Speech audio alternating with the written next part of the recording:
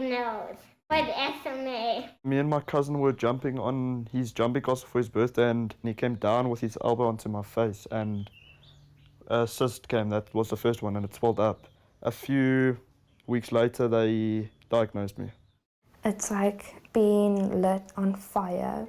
In South Africa, there are an estimated 3.7 million people living with a rare disease, and 50% of those are children. When a child is diagnosed with a disease that most doctors don't know about, most medical aids won't cover, and most treatments aren't available in South Africa. They immediately have to become warriors, and their mothers often become their doctors, nurses, and advocacy experts. 90% of the doctors you walk into, they say, I've never heard of this before. And then they'll do their little bit of testing, and then they'll refer you to the next specialist. And then that specialist refers you to the next specialist. Reese Trumpelman is one of 3 South Africans diagnosed with a genetic disease called Gorlin-Gold syndrome. It increases his risk of developing various cancerous and non-cancerous tumors. Soon after his diagnosis, his mom, Marsha, quit her job to stay at home and take care of Reese. You okay? You're not nauseous this time? At the moment, we're battling with the skin cancers. We're battling with the tumours in the jaw. Even though they're benign, they're extremely aggressive. Just eats away at his bones. He's had over 40 tumours removed just out of his jaw and his face area. They basically explained to us that throughout my life, these things are going to keep growing, and every few months I would have to go in to get them removed. When Heather Botha was 11 years old, she had an accident that damaged the nerves in her hand, which never healed. After taking Heather from specialist to specialist, one doctor diagnosed her with a chronic pain disease called complex regional pain syndrome. Even talking about the pain makes it painful. I want to scream into my pillow if I could. With CRPS, the damage to the nervous system makes pain occur spontaneously from any sensory stimulus, and it is disproportionately more painful than it should be. Basically, the nervous system keeps telling the body it is in extreme pain. Majority of the pain is in her feet. She also has in her midsection area and then her hands as well. Mom. She's very protective of him. Mom. Audio stimuli is the worst for Heather. The sound of a dog barking or a door slamming causes her nervous system to go into a pain response. On the McGill Pain Scale, CRPS can register as a 42 out of 50, which means it is more painful than having your finger amputated without anesthesia. We have to shut Heather in a little bubble. She literally lives in hell. It's like watching your child burn. At 9 months old, Iman Kasuji was diagnosed with spinal muscular atrophy 1, where the SNM1 gene that is vital to producing muscle-building protein is absent, and so the muscles atrophy or waste away. It affects your breathing muscles, it affects your ability to move, to walk, to sit, to crawl. Basically, there was a time bomb on her life. As the clock is ticking, the muscles are wasting away and you got limited time with your child. Even though there was no treatment at the time, Iman's family, with her mom, Tasneem Jadwat, at the helm, decided that they weren't going to just sit and wait for Iman to die. They were going to travel, find a specialist, and live. But from now on, I'm going to do everything my way. So while they told us that there's nothing you can do here, in America, they were saying that you need to manage the symptoms, you need to make sure that the airways are clear. Okay. In order to try and prevent more tumors from forming, Marsha has had to stop Reese from doing a lot of things he loves because every bump or knock can cause Reese's body to grow a tumor. As parents, we've completely kept him secluded. We've had to protect him. We've had to make sure that he doesn't get hurt. Even though it's dangerous, off-road biking is one thing Reese won't give up.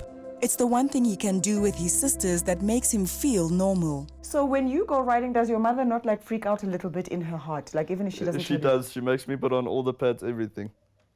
She doesn't come and watch us ride no matter where we go. Before she got sick, Heather loved to dance and sing and put on shows for her family. She had just started gymnastics and wanted to compete professionally one day.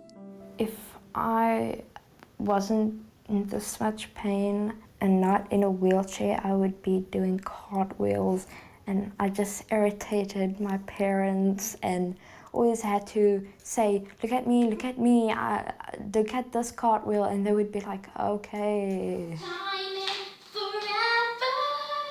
Every time I think about that I used to do that, makes me sad. There is no cure for Reese's Gall and Galls, but there is one treatment that can slow it down. But at the moment, it is only available overseas. It's a chemo tablet which slows it down. At what cost?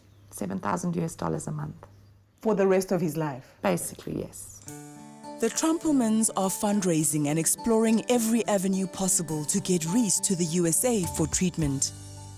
Obviously, the surgeries are never going to stop. It's my wish is so that they can just slow down, because then I've got more time to spend time with my friends and all of that. 4 years ago, the first treatment for SMA was approved by the Food and Drug Administration. With this treatment, what happens is that muscle protein that we need can be built up and she can regain some of the strength she's lost. At this point, the costs are beyond anything this family can afford, and their medical aid will not cover it, as SMA is not on the prescribed minimum benefits list. The pharmaceutical companies and Medicaid are putting price tags on our life. Heather has tried almost every treatment in South Africa, including a program at the state's Red Cross War Memorial Children's Hospital's Pain Management Clinic, where she left able to walk, but in a few months she was back in her wheelchair. Although this treatment did not work for Heather, it has worked for many other CRPS patients across Africa. Heather believes the only hope left for her is a program in the United States, created by South African expat Dr. Katinka van der Merwe. Hi. Hey, nice to meet you. It's nice to meet you too. As a child, know that you're so incredibly brave just for waking up in the mornings. No one from the outside can understand the pain that you're going through. Even doctors, when they look at you, they're going to think you're over-exaggerating your pain. It cannot be that bad. So they have no concept of the fact that you feel like you're being burned alive. But we've seen it. You know, we've seen people in our community taking their own lives. We believe you. Dr. van der Merwe has agreed to only charge Heather 10% of the actual treatment costs, and the family are doing everything they can to raise the funds to get her to America. You just have to come in willing to work very, very hard as if your life depends on it, because it does, right? Iman turns 12 next year, and even though her disease continues to diminish her muscle mass, she's determined to live life in spite of SMA. Thank you, Iman. Happy birthday to you. Iman's given us so much of joy over the years. She's been an inspiration to so many, teaching them not just about her condition, but how to accept people that are differently able. With the help of her mom, Iman has managed to tell her story around the world. Being different means all the health bodies and starts to make more of a difference.